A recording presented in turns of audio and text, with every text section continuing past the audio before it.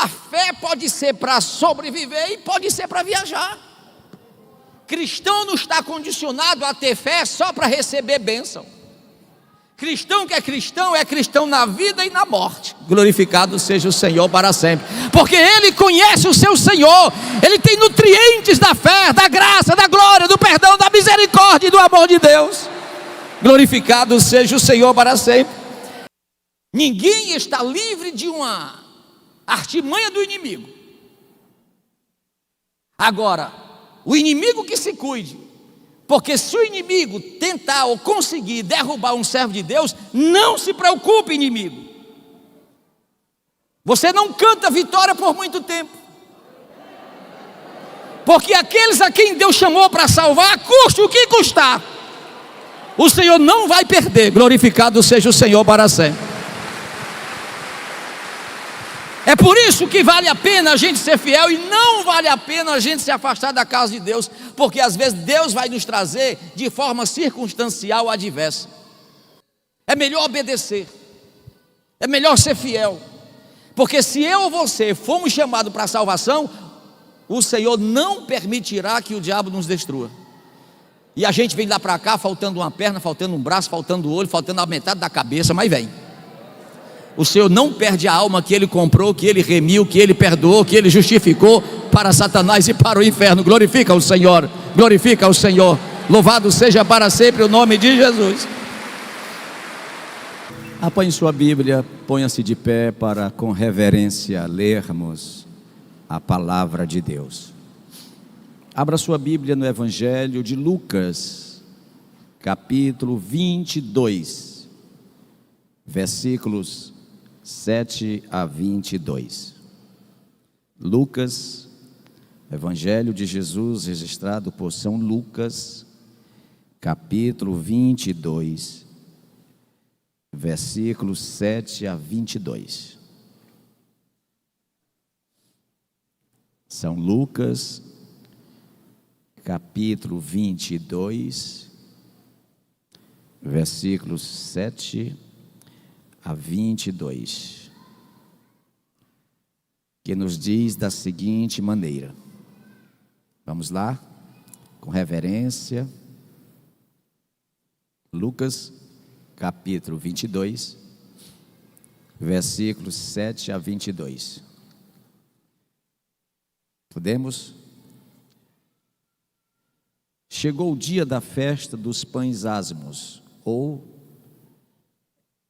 era o dia dos ázimos, em que se devia imolar a Páscoa ou comemorar a Páscoa. Versículo 8. E Jesus enviou a Pedro e a João dizendo: Ide, preparai-nos a Páscoa para que a comamos. Perguntaram-lhe eles: Onde queres que a preparemos?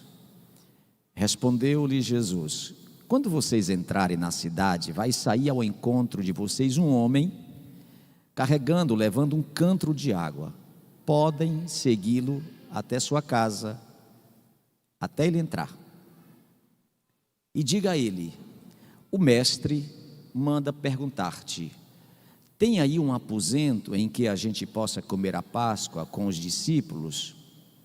Então ele vai mostrar a vocês um grande cenáculo, já está pronto.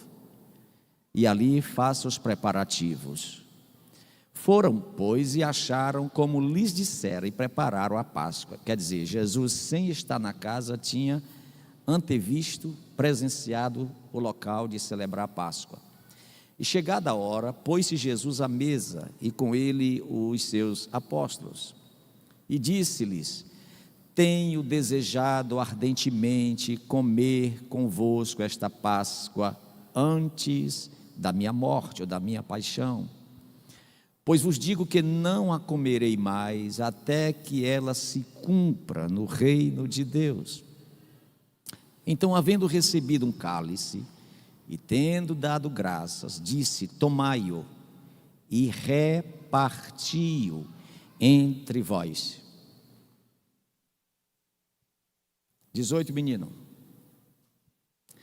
Porque vos digo que desde agora não mais beberei do fruto da videira, até que venha o reino de Deus. 19. E tomando pão, e dado graças, ou havendo dado graças, olha de novo a palavra, partiu, e deu-lhe dizendo: isto é o meu corpo que é dado por vós, façam isto perpetuamente em memória de mim. Semelhantemente, depois da ceia, tomou o cálice, dizendo: este cálice, que é o sangue, é um novo pacto, feito no meu sangue, que foi derramado por vocês.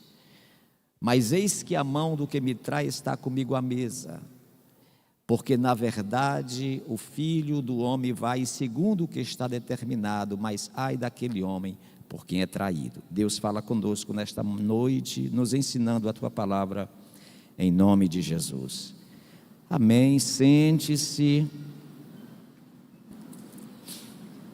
Quero, antes de entrar no sermão, fazer uma exortação, uma advertência pedagógica.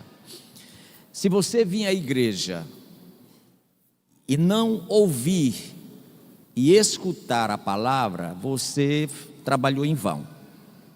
Você precisa entender por que você saiu de casa e veio aqui à igreja, ao templo.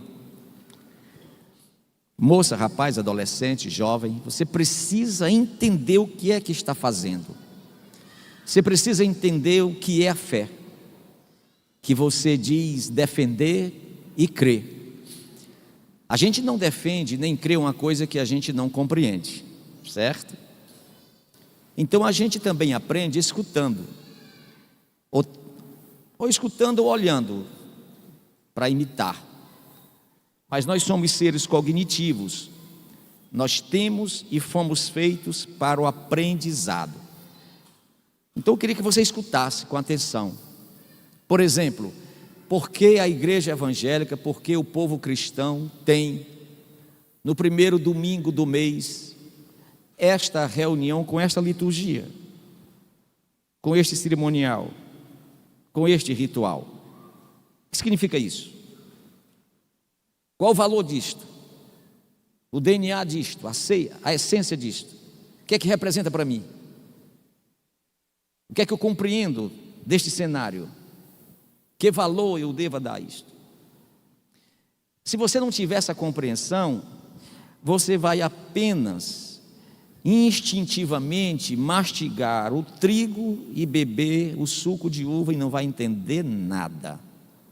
Então você precisa entender o porquê disto, para te gerar temor, respeito. Então a palavra de hoje, que vai ser rápida, é o valor da ceia para a igreja. E eu trago esta palavra a partir de algumas perguntas. A primeira delas: o que é a ceia, afinal? A igreja, todo cristão, precisa entender que a ceia é um sacramento divino da e para a igreja. A ceia é um sacramento divino da e para a igreja.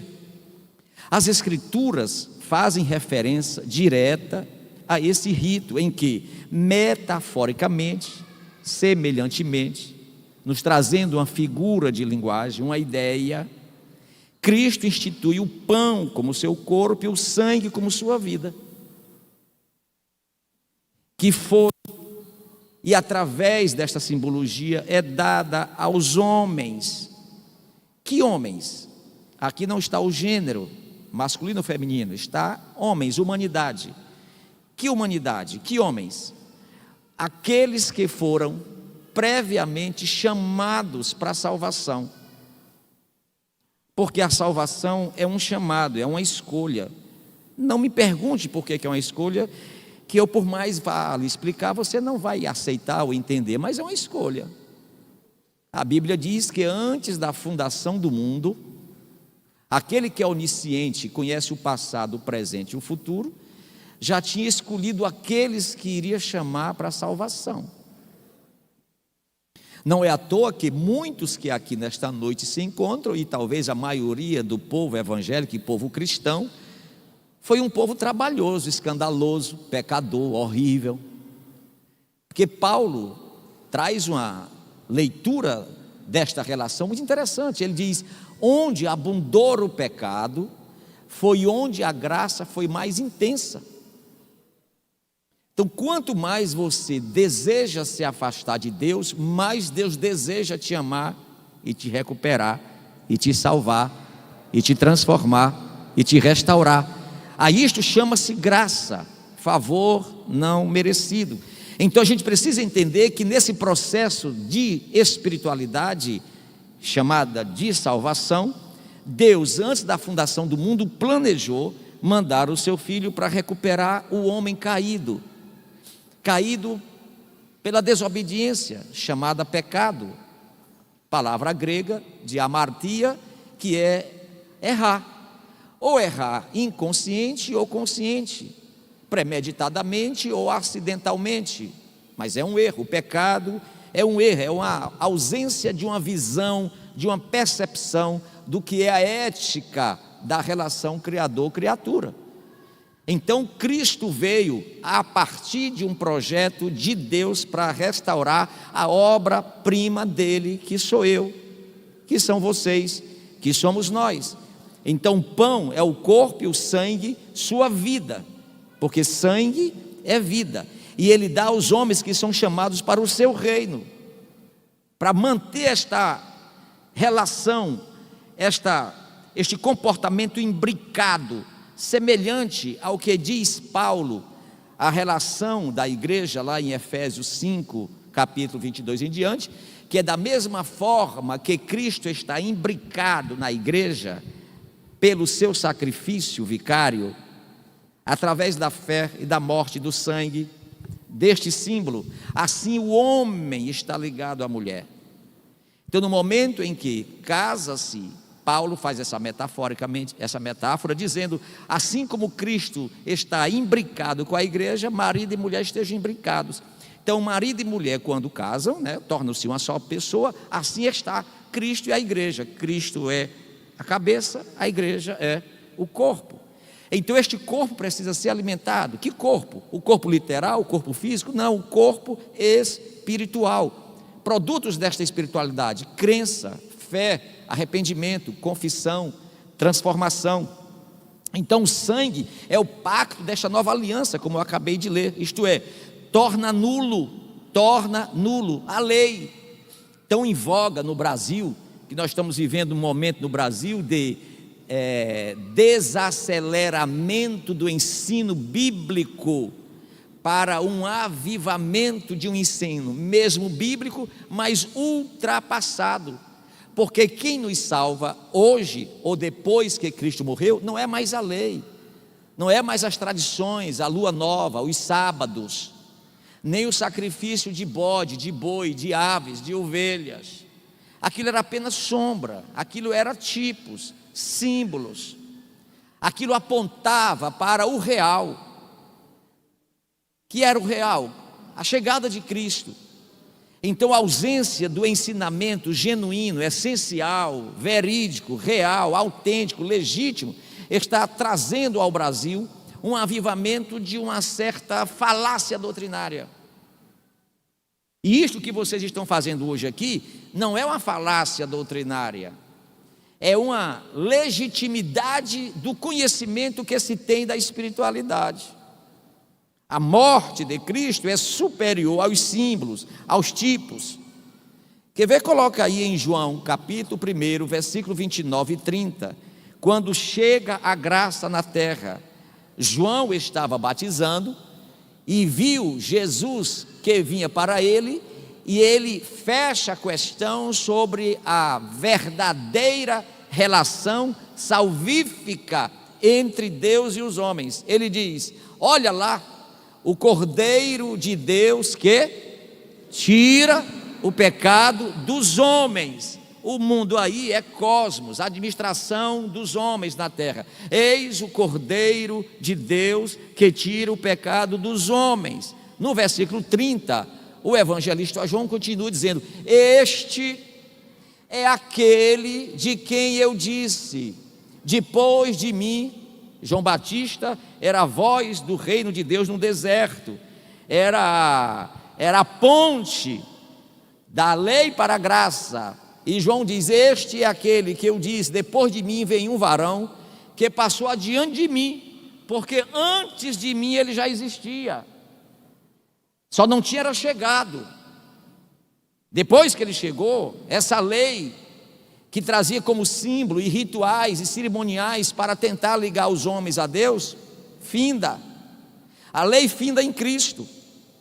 Cristo agora é a sala de estar, ou o quarto da intimidade espiritual que nós temos para com Deus.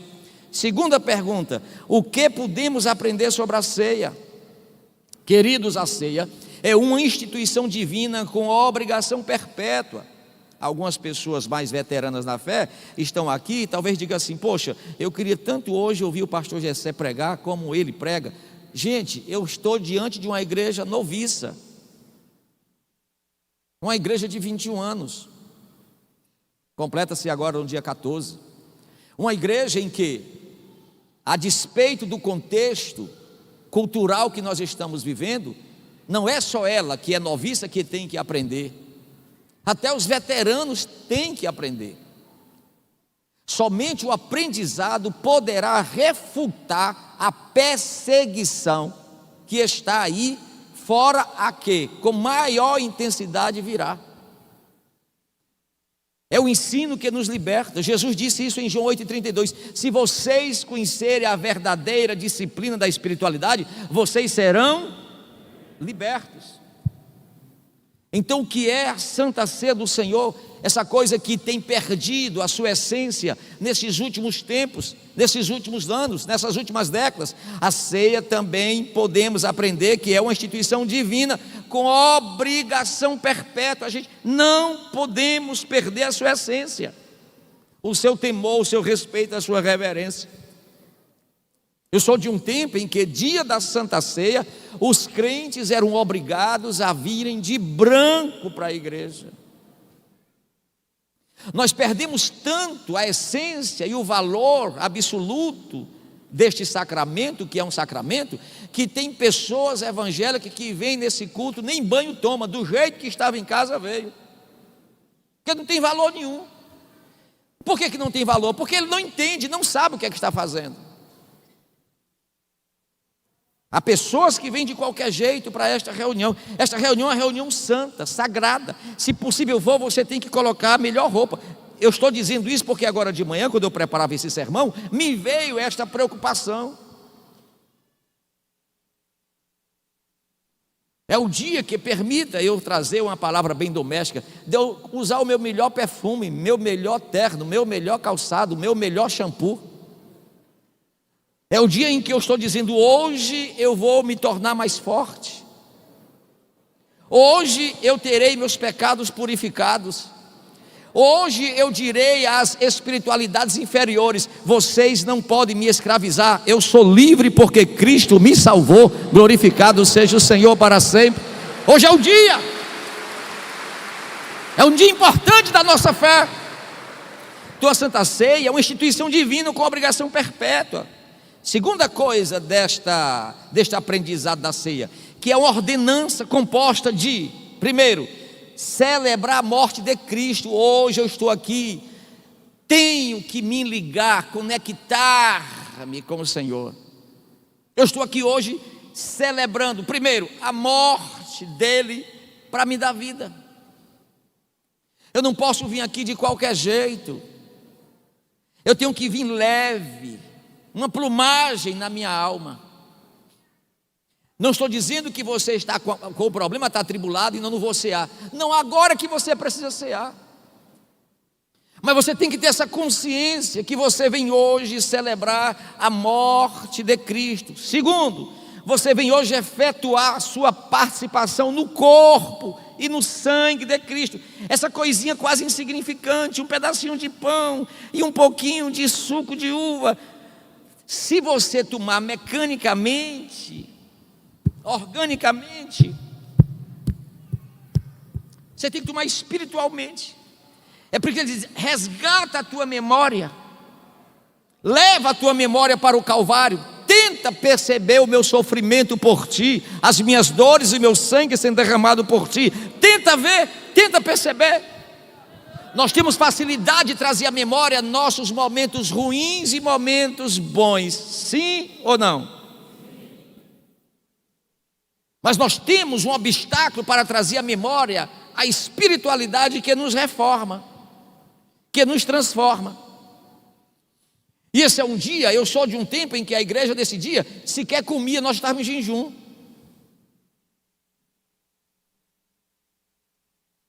E perdemos tanto diante dessa cultura marxista, que arranca Deus da nossa alma, que a gente vem para a igreja de qualquer jeito, não sabe nem o que é que vem fazer. Hoje é um dia para a nossa alma estar leve, limpa. Uma faxina precisa ter acontecido. Em terceiro lugar, o que podemos aprender sobre a ceia é que nos leva ao conhecimento que, em um mundo de trevas, eu posso discernir, tenho capacidade de compreender, de entender que o corpo do Senhor me produz fé, com a condição de extrair desse corpo nutrientes que me faz amar a espiritualidade em Cristo. Se nessa ceia, se nesse culto, nessa reunião, eu não conseguir detectar que o corpo de Cristo, que é a igreja, através do sacrifício dele no Calvário, me produz nutriente para me ser mais fiel, mais cristão, mais dedicado, mais leal ao Senhor, eu estou aqui mecanicamente. Não entendi nada. Nesse momento em que nós estamos aqui parados, por que é que está sendo discutido no Brasil se religião é essencial ou não é essencial? É porque não tem quem mais tire, não tem quem tire mais dos saberes, dos teóricos, das análises que foram feitas por laboratórios de psicologia, de psicanálise, de análise, que a ciência, que a religião é essencial, porque ela trabalha a subjetividade do homem. 200 anos para descobrirem isso. A ciência já prova que se você estiver, estou com o médico aqui em cima no altar, se você estiver na maca, na cama de uma enfermaria, pronto para ir para a sala de cirurgia, se alguém chegar e orar por você, a tua autoestima vai lá para cima, a tua fé vai lá para cima. O nosso irmão João Paulo, que ontem celebramos 8 dias da sua morte, foi arrebatado aos céus. Antes da enfermeira entubá-lo, enfermeira crente, chegou e disse: meu irmão, a paz do Senhor, sei que o senhor está nesse estado, mas eu fui escolhida para entubar o senhor. Posso entubar? Ele apertou na mão dela e disse: eu tenho fé em Deus. A fé pode ser para sobreviver e pode ser para viajar. Cristão não está condicionado a ter fé só para receber bênção. Cristão que é cristão na vida e na morte. Glorificado seja o Senhor para sempre, porque Ele conhece o seu Senhor, Ele tem nutrientes da fé, da graça, da glória, do perdão, da misericórdia e do amor de Deus. Glorificado seja o Senhor para sempre. E esta reunião de hoje é a reunião, sabe, é o ápice do cristianismo. Se você não entender isto, você não entendeu o que é ser cristão. Terceiro lugar, primeiro, o que é que a ceia é? O que podemos aprender sobre ela? Quais propósitos da ceia? Escuta isso, quais os propósitos da ceia? Primeiro, revelar aos homens que a morte de Cristo foi para a nossa salvação. Eu estou dizendo para o mundo abstrato do mal: eu recebi Jesus e compreendi que no Calvário Ele morreu por mim.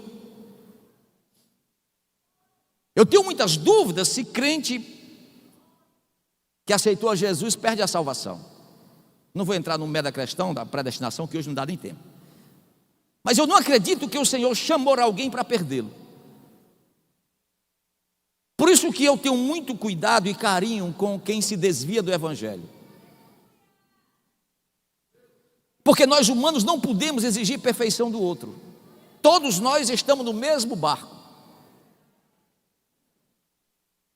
E 41 anos de ministério que eu fiz agora, eu tenho observado que pessoas se afastam da igreja e vão para o mundão, se aprofundam no mundão. De repente, o mundo não consegue manter seus grilhões aprisionando aquela pessoa.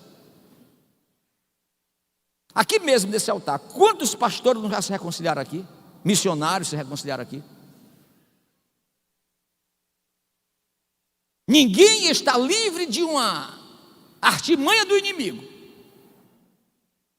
Agora, o inimigo que se cuide, porque se o inimigo tentar ou conseguir derrubar um servo de Deus, não se preocupe, inimigo. Você não canta vitória por muito tempo, porque aqueles a quem Deus chamou para salvar, custe o que custar, o Senhor não vai perder. Glorificado seja o Senhor para sempre. É por isso que vale a pena a gente ser fiel e não vale a pena a gente se afastar da casa de Deus, porque às vezes Deus vai nos trazer de forma circunstancial adversa. É melhor obedecer, é melhor ser fiel, porque se eu ou você fomos chamados para a salvação, o Senhor não permitirá que o diabo nos destrua. E a gente vem lá para cá faltando uma perna, faltando um braço, faltando o olho, faltando a metade da cabeça, mas vem. O Senhor não perde a alma que Ele comprou, que Ele remiu, que Ele perdoou, que Ele justificou para Satanás e para o inferno. Glorifica o Senhor, glorifica o Senhor. Louvado seja para sempre o nome de Jesus. Então qual é o propósito da ceia? Levar-me a entender que a morte de Cristo foi para a minha salvação, e para ser mantida em perpétua memória, a morte de Cristo tem esse duplo sentido, para a minha salvação e para me mantê-lo em perpétua memória. Observe com atenção o que nos diz Paulo em 1 Coríntios 11, 26. Põe aí 1 Coríntios 11, 26. Veja o que ele diz. Porque todas as vezes, está vendo como é sempre recobrando de nós ou cobrando de nós? Lembre-se. Todas as vezes que comerdes deste pão e beber do cálice, você estará pregando, proclamando, anunciando a morte do Senhor, como também acreditando, se preparando, porque Ele vai voltar. Então neste momento, este culto aqui está sendo para o reino espiritual uma proclamação de duas verdades. Jesus morreu por mim, e eu estou me preparando porque Ele vai voltar. Se Ele não voltar no tempo, coletivamente, para levar todos nós, mas todo dia Ele está voltando. Quantas pessoas nós não perdemos nesta pandemia? O Senhor voltou para aquela pessoa. O Senhor está vindo todo dia. Quando Ele diz até que volte, tem a interpretação coletiva da segunda volta dele, como também individual. Todo dia o Senhor está voltando para alguém. Nós precisamos trazer na memória esta responsabilidade desta espiritualidade e estarmos em dia com as nossas atividades piedosas diante de Deus. E eu e você fazemos parte de uma geração que está sendo conduzida, condicionada o dia todo, todo dia, a se afastar de Deus. É um perigo este momento que a igreja está a viver. Historicamente, teologicamente, sempre que a humanidade viveu uma crise moral e espiritual, foi quando houve o encerramento civilizatório. Eu creio que alguma coisa está para acontecer por dentro do seu arrebatamento da igreja, porque nossa geração, nestes últimos 100 anos, ninguém viu o que está se vendo hoje. Mesmo passando pelas duas guerras mundiais, porque as guerras foram produzidas por inimigos antagônicos, mas nunca neste último século alguém viu uma crise como essa que nós estamos a viver, em que os países brigam pela prerrogativa de produzir uma vacina. E enquanto isso, os países choram, se fecham com medo da morte. Se você parar para olhar, porque nós estamos tão absorvidos pelas nossas questões diárias, que a gente não parou para observar o que está acontecendo. Por gentileza, olhe para o irmão que está do seu lado, e o que é que você observa de mais hilário nele? Como é que pode eu agora ter que colocar um pano na boca? Olha que coisa ridícula. Não é um negócio louco? É ou não é? Rostos bonitos e belos sem poder ser apresentado, sorrisos sem poder ser manifestado. E o medo que nós temos. A gente entra no carro, já bota a funcinheira. A gente chega na repartição, bota a funcinheira. É todo mundo com medo de todo mundo. Hoje eu estava pensando, amanhã eu vou fazer uma pesquisa nas maternidades do Brasil, porque eu acho que baixou o crescimento populacional. Porque está todo mundo com medo de todo mundo.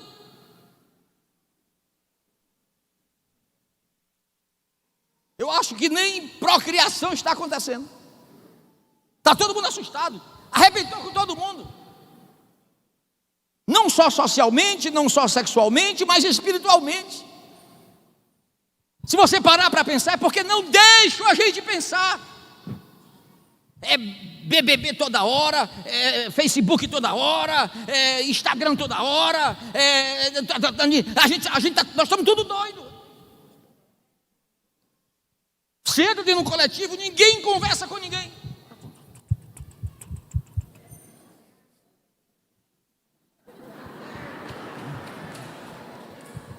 Está todo mundo doido. E por mais que eu diga isso, você acha legal, acha que sabe que é verdade, mas nós estamos escravos. A Bíblia foi isolada, olhar para os sinais dos tempos foi isolado. Ninguém pensa em Deus, como é que vai ficar. Eu preciso trabalhar, eu preciso comprar uma casa, e aí, como é que vai ser? Eu preciso comer, e agora meu carro, a gasolina. Ninguém está ligando para Deus, e o Senhor dizendo, estou chegando, estou chegando, estou chegando, estou chegando.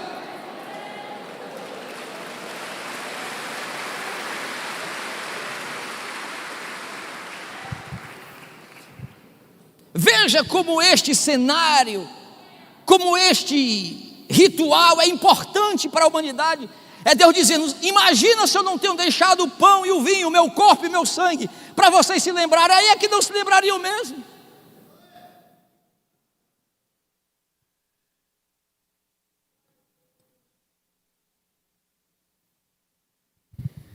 Nosso Cristo declarou que Ele morreria como substituto e sacrifício nosso. Ele disse, isto é o meu corpo que é dado por vocês, ou como nos diz o apóstolo, partido por vocês. O corpo de Cristo foi esmiuçado, pormenorizado, em pedaços, por nós, mas a gente não sente isso, porque nós não temos conhecimento. Quem tem conhecimento do sacrifício e do sofrimento de Cristo para nos salvar, a gente chora quando canta-se um hino relacionado ao Calvário. Eu hoje vi uma imagem que vou já passar, dos irmãos do evangelismo indo visitar os hospitais. Que cena! Eu não sei se eu colocar para vocês vão chorar como eu chorei hoje de manhã, ou vocês vão ficar assim, é legal. Porque nós mataram os nossos sentimentos, mataram os nossos vínculos, não só horizontais, mas verticais. Ninguém sente mais a dor que Cristo sentiu por nós. Sou de um tempo em que na Santa Sé a gente só faltava morrer de chorar, de dor, porque Cristo sofreu dores por nós. Hoje, antes da Santa Sé, o pastor não vai demorar muito, é porque eu tenho que assistir o jogo, cara, está demorando demais. Infeliz. Como é que tu troca o sacrifício que te salvou pelo futebol, seu nojento? Nós perdemos a capacidade e a sensibilidade e a sensatez. Cristo foi partido, cara. Cristo foi partido, mulher. Cristo foi partido por você, por mim, por nós. Partido, quebrado, cortado, triturado. Para nos emendar, para nos restaurar, para nos alegrar, para nos curar, para nos perdoar, para nos redimir, para nos restaurar, para nos transformar. Entende isso? Portanto, a revelação não é pelo poder ou pelo meio do ensino, nem por meio de influência moral, mas por meio da expiação. Eu recebo a revelação da espiritualidade, amém, que a palavra gera fé, que a palavra é da sabedoria, a palavra revela, mas a palavra é um discurso. Se eu não tiver capacidade de absorver, de entender o que foi a expiação, o sacrifício de Cristo por mim, não valorizarei o cristianismo, não valorizarei a minha fé. Entenda isto, entenda. É esta a verdade que a ceia do Senhor exibe e autentica. Entenda uma coisa: assim como a palavra ungida pelo Espírito Santo torna-se a sabedoria e o poder de Deus para salvar os homens, o sacramento da ceia se torna um real meio da graça para gerar uma relação íntima entre eu e Ele.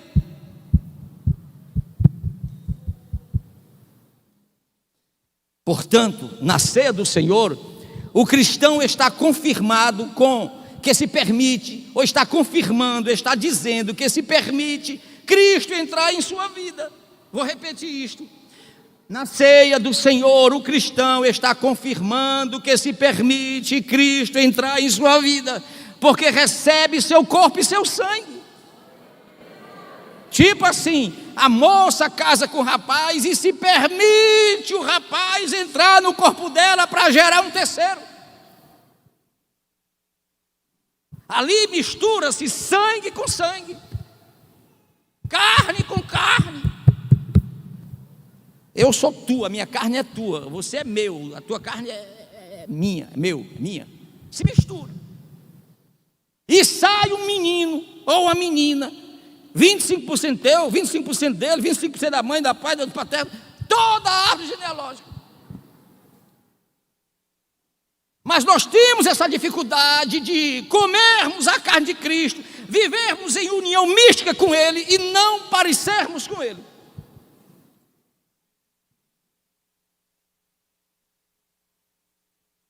Eu gravei nesse momento atrás um programa da Rádio Secular que eu falo todo dia de manhã, e eu falava exatamente isso: que geração é essa que não se alegra com a prosperidade do outro, com o benefício que o outro recebeu, com a bem-aventurança do outro?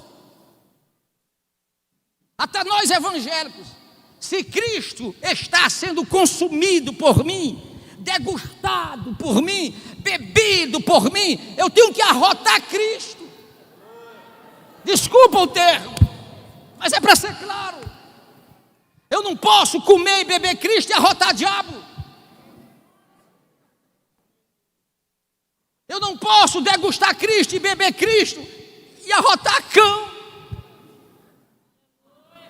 Como é que eu como a carne de Cristo, bebo o sangue de Cristo, tenho Cristo dentro de mim e distrato o outro, falo do outro, maltrato o outro, puxo o tapete do outro, discordo do outro, sou intolerante com o outro? Isso é coisa do inferno e do diabo. Quem tem Cristo ama, quem tem Cristo respeita, quem tem Cristo perdoa, quem tem Cristo tolera, quem tem Cristo entende.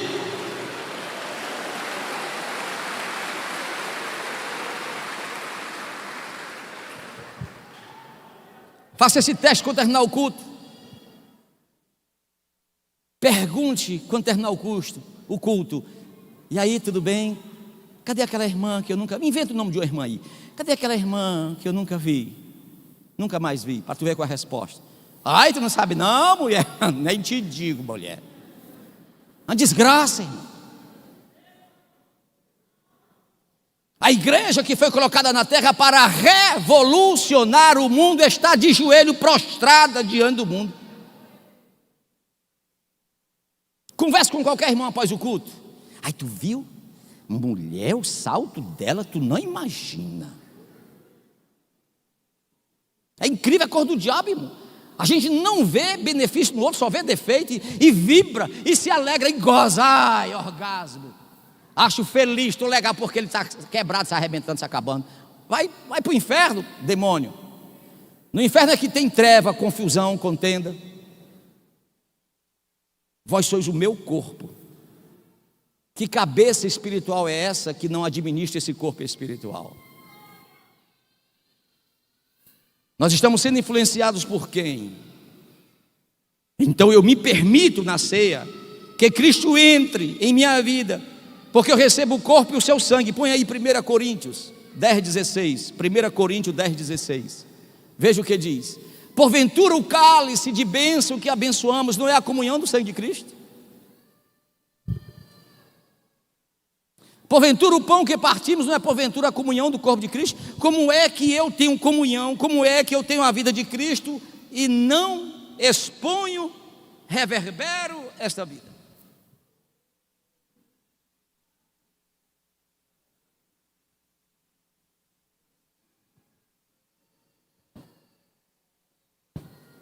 Eu acredito que Deus trará um avivamento no Brasil, quando primeiro a igreja se sentir avivada. Não adianta a gente estar com uma retórica: vai ter um avivamento, vai ter um avivamento, se nós somos um bando de cachorros, arengando uns com os outros, mordendo uns com os outros. A classe mais desunida, eu estou pregando para o Brasil e para o mundo nesse momento, a classe mais desunida que existe no evangelho é de pastores. A maioria dos pastores vão para as convenções para colocar defeito na mensagem que o outro está pregando. Não é assim não concordo. Não é assim. Vai para o capeta, demônio. Tu sabe para quem Deus está falando? Se não é para ti, fica calado, deve ser para outro. Respeita o que Deus está dizendo para a igreja, cara. Se tu está cheio da graça, não precisa de nada, tem alguém dizendo: eu preciso dessa palavra hoje. Porque a palavra não cai em vão na terra.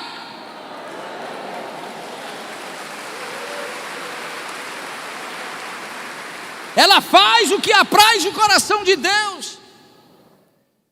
Nós somos a parte da igreja mais desordeira e nojenta, cada um brigando. Eu já pensei até tirar essa cadeira aqui, por causa de cadeira. Houve guerra aqui que vocês nem imaginam, por causa de cadeira. Eu me deu vontade de jogar essa porcaria no mato. Qual o problema de sentar no chão?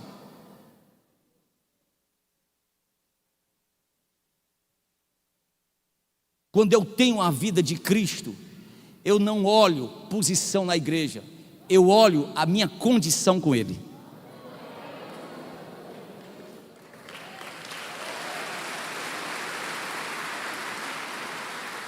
Quando eu tenho a vida de Cristo, eu não me exponho querendo ter visibilidade, querendo ser mais importante. Eu sou o menor. Quem entende a relação com Cristo se torna o menor. Não quero ser visto. Vocês sabem que daqui dia 19, uma sexta-feira, e dia 26, outra sexta-feira, encerraremos o interregno administrativo do ministério, fazendo um novo ministério, uma nova diretoria, novos pastores. Vocês irão ter a oportunidade que vocês ainda não viram, de ver a primeira ordenação de pastores. Convido a todos para estar aqui naquele dia, sexta-feira dia 19, sexta-feira 26. Entendeu? Mas eu espero que, não vai me chamar não, eu mando você para a baixa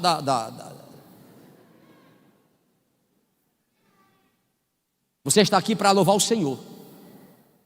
Espere o seu tempo. Quem tem Cristo é prudente, quem tem Cristo é parcimonioso, quem tem Cristo é perseverante, quem tem Cristo, sabe, é cauteloso. Acalme-se.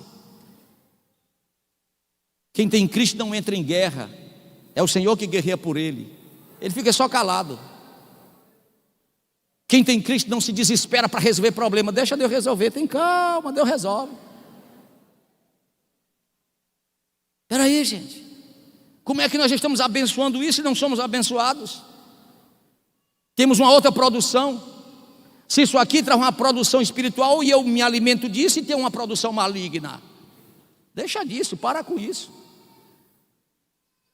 Por último, põe aí João 6, 53 a 55. São João capítulo 6, versículos 53 a 55. Disse ele o seguinte, em verdade vos digo, se você não comer a carne do Filho do Homem, não beber o seu sangue, você não vai ter vida espiritual, dinâmica. 54. Quem come a minha carne e bebe meu sangue tem vida eterna, e eu ressuscitarei no último dia. Não é uma promessa espetacular? Encerrando 55. Porque a minha carne verdadeiramente é comida e o meu sangue verdadeiramente é bebida. Tem que ser de forma verdadeira.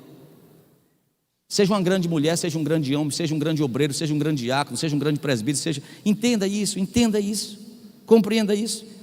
Diante desses versículos, a interpretação é que o efeito dessa relação Cristo-cristão, ele é duplo. Presta atenção que eu vou encerrar aqui. Acabei de ler 4 versículos aí para vocês. Isto interpretado mostra que o efeito dessa relação Cristo-cristão, ele é duplo. Primeiro, nós nos tornamos o povo que se torna um com Ele. Somos um povo que nos tornamos um com Ele. E todos os verdadeiros cristãos, em virtude dessa união com Cristo, se tornam um só corpo. Como é que eu sou um com Ele e um só corpo? Ele é o cabeça e eu me comporto errado. Como é que eu quero que o meu dedo anular seja contra o dedo? Que dedo é esse? Cadê o médico? Polegar, né? Vê se consegue viver desunido. Vamos supor que eu, no corpo de Cristo, seja o dedo anular. Isso aqui é o anular? É. E o pastor Genivaldo seja o polegar. Como é que a gente vai viver desunido, nós dois? Perde?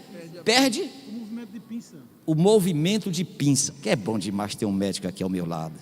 Perde o movimento de pinça. Aqui não dá certo, aqui também. O médico, né? Como é que você pega a pinça? Filma aqui. Como é que ele pega a pinça? Aqui. Por que o senhor não pega esse aqui com esse? Solta, sai, solta, não. Por que o senhor não faz a cirurgia? Não tem a mesma prensa. O movimento sai defeituoso.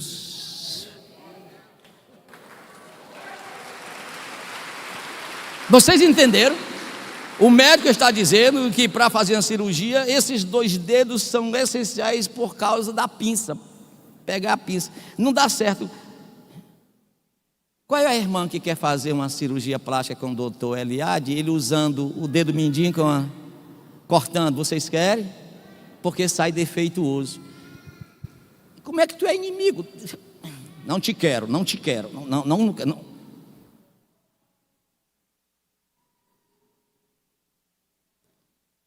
Quem é você no corpo de Cristo e quem é o irmão que você mais fala dele? Quem é a pessoa que você está destruindo no corpo de Cristo e quem é você? São pertinhos? E se ele for o fêmea e você for o quadril, como é que você vai andar? Se locomover? Compreende isso? Compreende? Agora se entende perfeitamente o que o apóstolo São Paulo nos diz em Gálatas 2:20. Coloca aí para fechar. Gálatas 2:20. Olha o que é que ele diz. Olha o que é que ele diz. A compreensão que ele teve. Entendi agora que eu não vivo mais eu, mas Cristo vive em mim. E a vida que eu estou vivendo agora, na minha condição biológica, eu entreguei para a fé no Filho de Deus, o qual me amou e se entregou a si mesmo por mim. Glorificado seja o Senhor para sempre. Pense nisto. Em outras palavras, entenda que Cristo é o DNA da nossa vida. Diga para encerrar: Cristo é o DNA da minha vida. Põe aí Colossenses 3:4. Colossenses 3:4. Veja o que diz. Quando Cristo, que é a minha vida,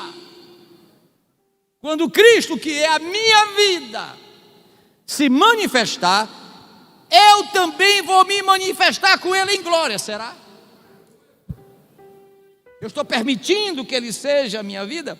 Quando Cristo não é a minha vida, eu vivo uma situação de morte, destruição e desfalque. Mas quando Cristo é a minha vida, eu vivo uma condição de vida abundante. Põe aí João 10:10. João 10:10. O ladrão vem matar, roubar, destruir. Cristo veio para que tenham vida e vida em